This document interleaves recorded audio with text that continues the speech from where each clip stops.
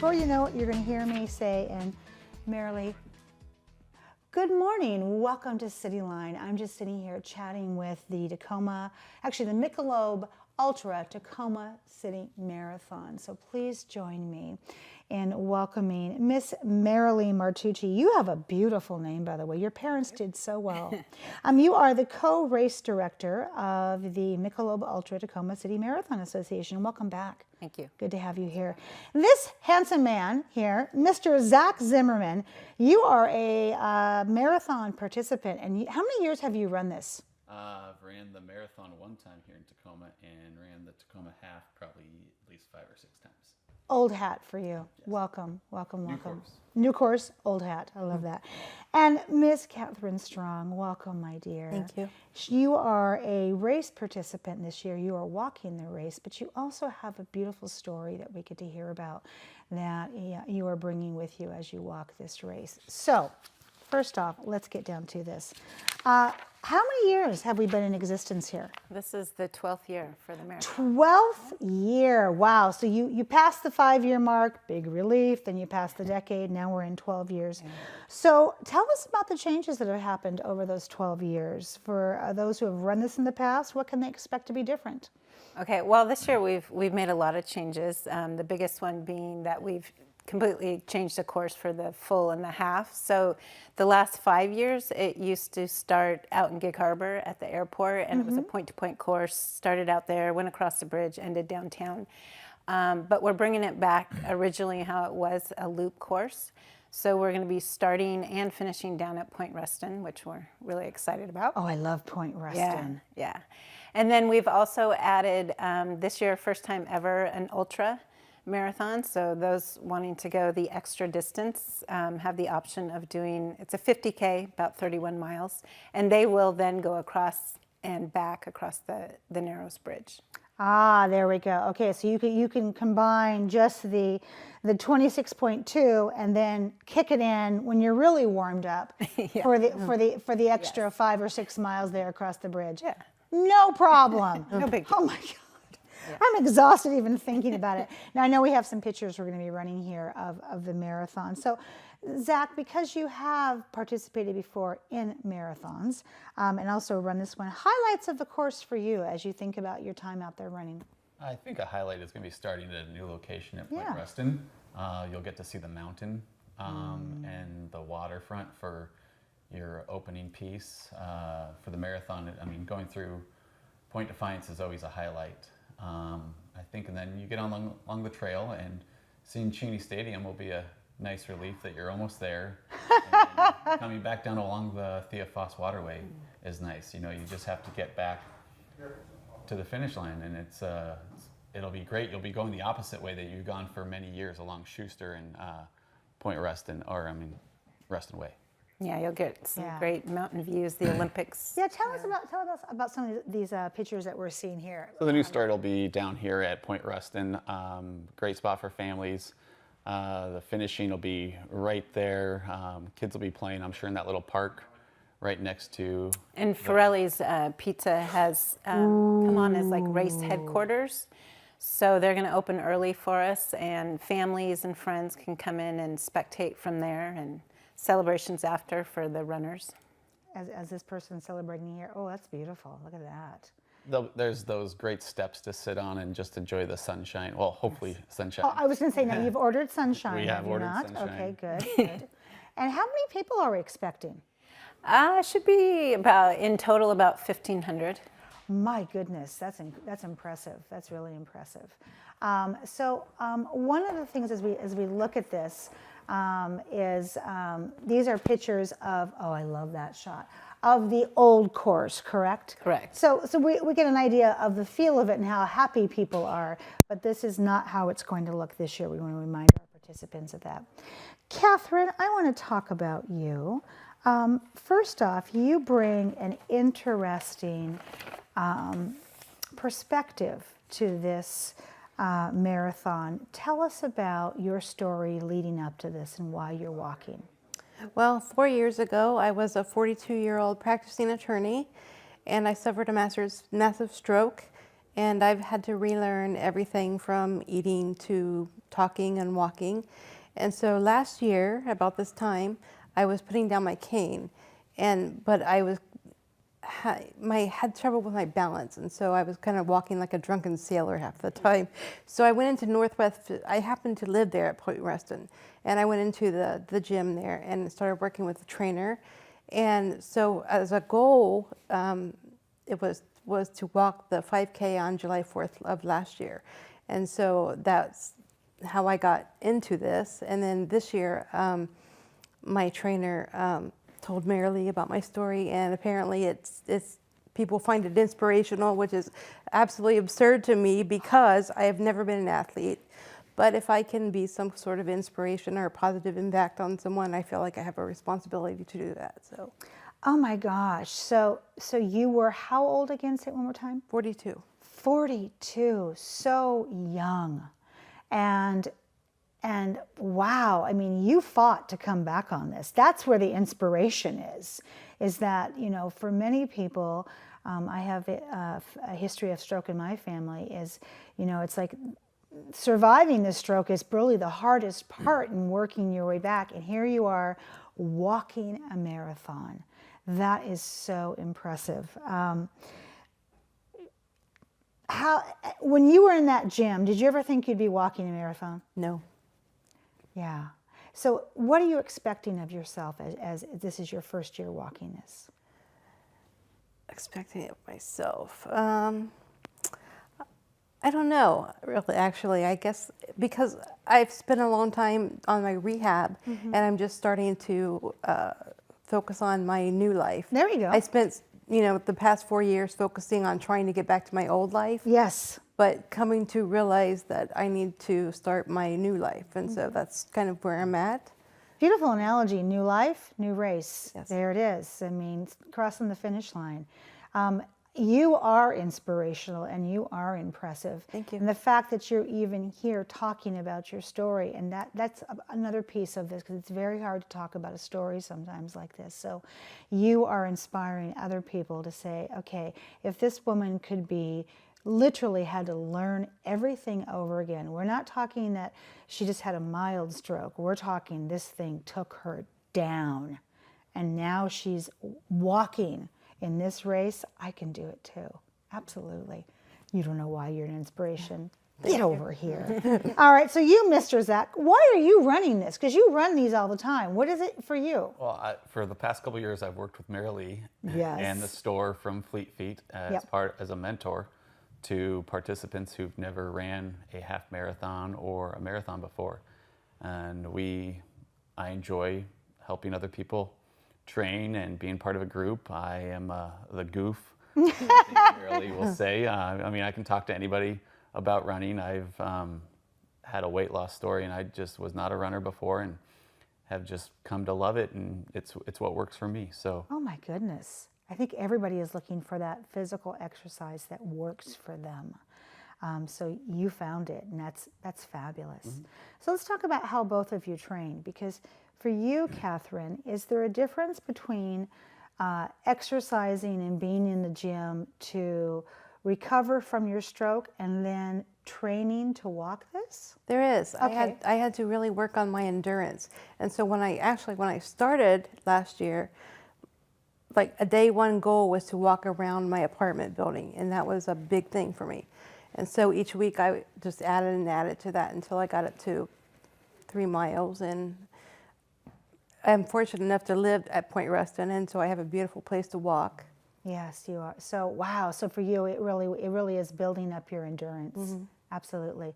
How do you train for this? Well, depending on what race you do, whether it's the full or the half, we ask you to come in with a base level, maybe 3 to 5 miles, or maybe 7 or 10 if you're doing the full marathon. Mm-hmm. And from there, we have a 12-week program that just slowly increases your mileage. And the best part is that you don't have to worry about it. Marylee sends out an email weekly that coach it as well. That says what we're doing.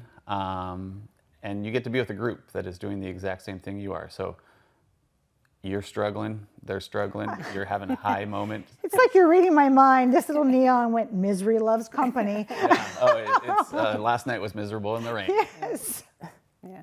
I can see that. So let's get some race facts out there, because now that we've talked people into this about the rain, times and how to register, Marylee. Okay, so we really have 2 days of running. On Saturday, April 28th, we have a 5K at 7:30 in the morning, and then we have what we call the Ghost of Tacoma, which is just a low-key half and full marathon for those who want to do a double. So they would run Saturday and Sunday. There are people that like that.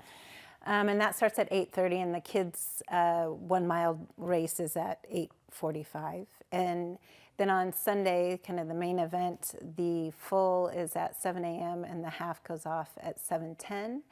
And people can register online on our website until August 25th, April All right. 25th, which is Wednesday, but then still in person up through race day. You're just channeling the summer weather. It's okay. So if someone wants to be involved but isn't running the race, how do they go about doing that? Well, they can volunteer. Yeah, there we go. Please. This race requires, I think, close to about 500 volunteers. Oh my goodness. And I will say, I think that we feel like we have one of the best support networks out there, and it's one thing that makes our races really special is we continuously get feedback from the runners that, the volunteers out there are amazing on the course, and UPS, the Wilson High School, Foss High School, they send groups of volunteers. But we're always looking for people that want to come out there and give. So we just thanked our volunteers. Who do we need to thank in terms of sponsors? Sponsors, well, Michelob has been with us for 10 years, and we couldn't do it without them. Poltelco is one of our oldest sponsors. Multicare is a big factor. And then new this year is the Gallery, so we're really happy to have them. And without all of them, we couldn't do this. Possible. I want to say thank you to all three of you for being here today. Thanks for having us. My pleasure for you two for continuing to do the training and the promoting and keeping this race alive. And you, Missy. If I had a Purple Heart, I would put it on you right now. Thank you. Thank you so much for inspiring others and for being such a bright light that we all can learn from. You are amazing with Catherine. All right, I want to see you back here next year. Okay, all right? thank you. All right, after this quick break, when we come back, we'll have the Tacoma Community College Diversity Film Festival here. You don't want to miss that. I'll be right back.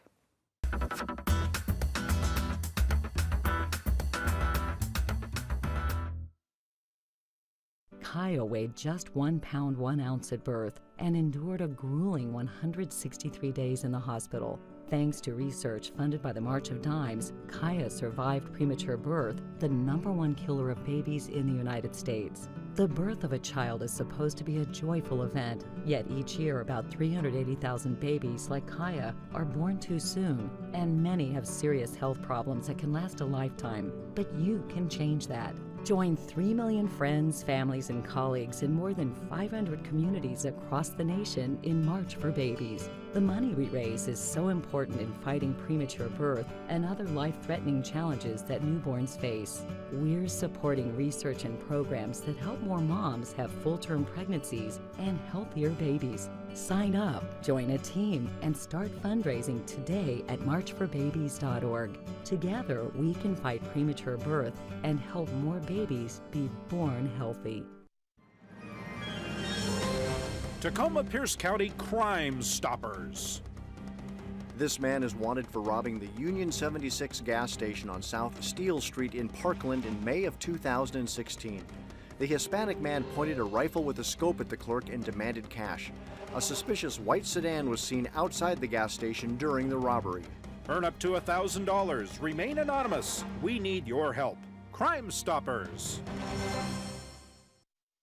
Does your family need a break from the daily routine? Hello, I'm Dr. Spruce. If you or someone you know needs a healthy dose of nature, visit discovertheforest.org and trade in the big screen for the big blue sky by visiting a local park or forest near you. Hiking, picnicking, swimming, orienteering, climbing, admiring wildlife, or inhaling fresh air may result in heightened creativity, feelings of joy, harmony, satisfaction, and a euphoria that can only be explained as oneness with the natural world. Whoa. There's a lot of fear in coming back to school. I'm a 40-year-old man that walked in there to get his high school diploma. It was very hard for me, but one of the teachers was Miss Araceli. She gave me direction. Every single time I had a question, she'll put down whatever she's doing and she'll sit there with you until you get it. 50% of getting your high school diploma is walking through those doors. The other 50% is doing the work. Find free adult education classes near you at finishyourdiploma.org.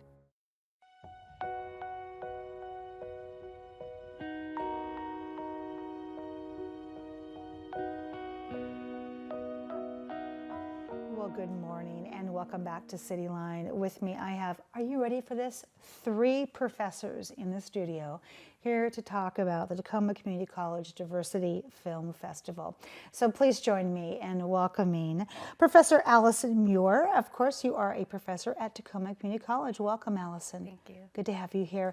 Next to you is Professor Peng Min, and you are also with Tacoma Community College. Welcome, welcome, Peng. It's good to be here. And rounding out with the necklace of the century, LaToya Reed, also a professor at Tacoma Community College. Welcome to all 3 of you. Thank you. And thank you for being here today. All right, so let's get down to the nitty-gritty on this one. Allison, how did Tacoma Community College Diversity Film Festival begin? First off, question 1A. 1B, how has it grown over the years? Thank you, Amanda. Yeah, it's grown quite a bit. So it started in 2009. A faculty member, Alan Waugh, who was working at the time with the President's Council of Equity and Diversity, had the idea of having a film series on campus.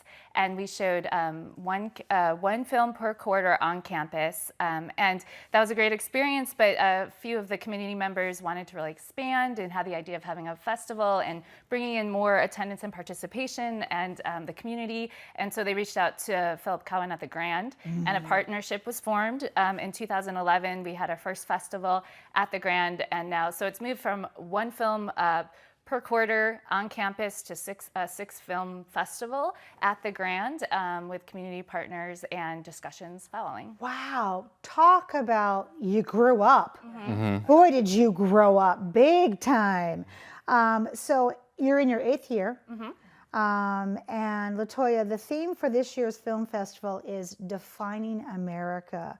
So why did your committee choose that theme? So LaToya, I want to answer from you and also pin your point of view as well. So this is our first year employing a theme, and after the socio-political tumult of the last year, we got together at our first committee meeting and talked about how we wanted to choose a theme that would allow us and the community to discuss what had happened. And so at that meeting, the very first meeting, a committee member, Blaine Hunt, just threw the theme out there, and immediately all of us just responded, had this really strong, positive response to it. So that's how we came up with Defining America, and we're really excited about it. yeah, what do you want to add? Yeah, so the definition of what America is very fluid now. A few generations ago, it was you went to college, had a degree, had a family, a nuclear family, 2.5 kids, a white picket fence. Now it changes. Each person's experience of America is going to be very different, and we see that echoed in our classrooms, in our communities, and we'd like to see that echoed in the films that we see. This is brilliant because my definition of America changes every single day according to what I allow myself to read in the news and what I don't allow myself to read, and the people I meet and what I see happening in my city. Top of it for me, Defining America for me is how can I help the homeless emergency here in Tacoma? And how can we spread more tolerance? So, and it depends upon if you're a millennial, if you're a boomer, what is your definition? You guys nailed this. This is like if you could pick one word, you picked the phrase, it's perfect. So let's talk about, LaToya, based upon that theme, which is an outstanding theme, how or what is the process by which you chose these films? So initially we send out an email to the entire Tacoma Community College where we solicit suggestions from students, faculty, and staff. And we also send out a rubric as well as guiding questions. How do you define American values? What does it mean to be a hyphenated American? What does it mean to tell an American story? And so all of those things were able to help students and faculty and staff generate ideas for the film festival. We're showing some clips right now, Latoya, of some of the movies, and this is a haka that we've been watching, one of my favorite things. Talk with me about what we're seeing. Well, this film is, the haka came from the film Out of State, which I think actually Pang can talk more. Okay, go ahead. Yeah, so for Out of State, it's a documentary on two indigenous males who get shipped from Hawaii to a for-profit prison in Arizona, and it documents their time as they leave the prison and just rehabilitate back home in Hawaii. Fascinating. So what is the rehabilitation story in America? What's that second act? Absolutely, absolutely. What else are we seeing here on the screen? So right now you're seeing Whose Streets, which is a documentary about the 2014 murder of Michael Brown by police officers in Ferguson, and what that did to that community, and how it kind of sparked this really powerful, poignant movement in America. Absolutely, it did. Boy, I mean, and I know that you have more clips and more films, and that we can't show them all, but even more reason to attend. Which brings me to Peng, how have the students and the campus been involved with this? As Latoya said, at the beginning of the year, we solicit feedback from faculty, from students, from staff about their ideas for films. And in addition to that, the Office of Student Engagement subsidizes 2 of the films in the lineup. So it's free for the students if they bring their student IDs. And for the other films, they only have to pay $2 to see students. And faculty also get a discount. In addition to that, discussions are often led by faculty members. One of the very first discussion, Dr. Andrew Cho, who's a rock star sociology professor on campus, is leading discussion for the film Gook. I love that. So, if each of you had to pick a film that you are most excited about this year, what would it be and why? And let's start with you, Allison. Yeah, I'm excited about so many of the films. As Peng just said, our opening film is Gook, and I'm really excited to see that. The discussion afterwards, I've already seen the film and I'm dying to talk about it. It has a provocative title. It brings up so many important issues. I'm also really excited to see Out of State. We have the director coming for a Skype interview afterwards. So those are 2 that really stand out for me. What about for you? Out of State, I'm very excited about because I will be facilitating the interview with the director of the documentary. She'll be Skyping in afterwards, so it'll be a lively interview with Sierra Lacey, who's the director. So we're letting it out of the bag that there is a talk back afterwards, which in my opinion, because documentary is my favorite genre, there should always be a talk back. What about you, my dear? I'm looking forward to all of those films. The film Gook is one that we talked a lot about, the inclusion of it and what that might mean. We're really excited for it as a committee. But I actually am really excited for the film East Side Sushi. It's our closing film, and it deals with food, and it deals with culture and intercultural communication. And it's lighthearted and sweet, but it has a very interesting message. So I'm excited for it. I love that. You've touched a string in me. Anything that has to do with sushi. Well, first off, and also just the cultural norms, like Euro dreams of sushi, and how to eat sushi and what it means to step into a sushi bar. I'm all over that. Way to go. Okay, so let's talk about the mission here because we are running out of time. What is the mission here? Yeah, I'm actually going to I can do that. Go ahead, Ping. We want to provide a platform for these marginalized voices that you don't often see in film. Yes. And we hope that these voices are echoed in the students that come to the showings, to the other audience members from the community. And we hope that audience members also see voices that they haven't heard before or didn't know, and it's revealed to them. Oh, I love that. Boy, just open up a whole new world so we can all stand in that solution. We talked about already that there are talkbacks, there are directors, there is a way for you to express your opinion of the film and how it left you afterwards. For all of you, and let's start with you, Latoya, where do you hope to take this festival over the next several years? I really look forward to the idea of expanding the festival so that in future festivals, filmmakers will solicit us for showing their films. We don't do that right now, but we're looking forward to that. I love that. Why would they not come to you? That is the perfect platform. Oh my gosh. Okay, from your mouth to the Sundance Film ear.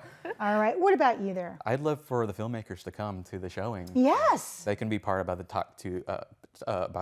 talkbacks, to tell us about their thought processes with the film, and also student-created films to showcase their voices in the festival as well. Absolutely. And Miss Allison? Yeah, I'm excited about growing community partnerships, having more students attending, and filling the discussion so we have as many voices in the room as possible. Yeah, we got to get some of those people from Northwest Film Forum from Seattle down here as well. That would be another great partner. Let's talk about thank yous, because nobody does this alone, as we all know. You're in your 8th year, and it's a magnificent year. From what I can tell, all of you, this festival is just becoming bigger and better, and that's a challenge. So who do you need to thank? So many people, but I'll start with TCC. The foundation has been incredible support. Our marketing team, our Office of Student Engagement, specifically Sonia Morgan. And then we have sponsors, obviously the Grand, they're amazing, they're our main partner. And then the SPAR, the X Group, they've been sponsors since I think we began by helping us with our gala and food. And alcohol. Yes. For our 21 and over. Yeah. We'd also like to thank our other committee members who obviously couldn't be here with us. Wendy Fine, Blaine Hunt, Michael Huffman, Scott Earl, Judy Lovelace Morris. We'd also like to thank Tina Celentano, who she's no longer a member of the committee, but she was at the helm, I think, since its inception. And all of her hard work made it possible for us to even grow this far. You stand on her shoulders. Oh, absolutely. Oh, this is probably one of the most beautiful thank yous and the most kindest thank yous I have been able to witness in years, because usually, I mean, there's a lot of people are behind you that we can't see, volunteers, endless hours. I mean, this festival just doesn't start 6 months ahead of time. You're taking notes for next year's festival, and the minute this is done, then you start again. So that was beautifully well done. Thank you to the 3 of you for a couple of things. 1, for having the vision to understand that this form of education stays with people forever. And number 2, for being lights of diversity on that beautiful campus. It's one of my favorite little campuses in Tacoma. It sits right in that busy intersection. If that isn't diversity, I don't know what is. And also number 3, for being so emotionally intelligent to understand that we need this, and for reaching out for help to the Grand, because savvy, smart, and soulful. That's how I would describe the 3 of you. Thank you. So thank you so much for being here, and I want you back here next year on the comfy couch. I'd Deal? love to be Thank you. Thank you. All right, good. All right, I'll see you at the movies. Yeah. Thank you so much. All right, after this quick message, we will have the Tacoma Guitar Festival here to talk about their event, and they're going to play a little music. We'll be right back.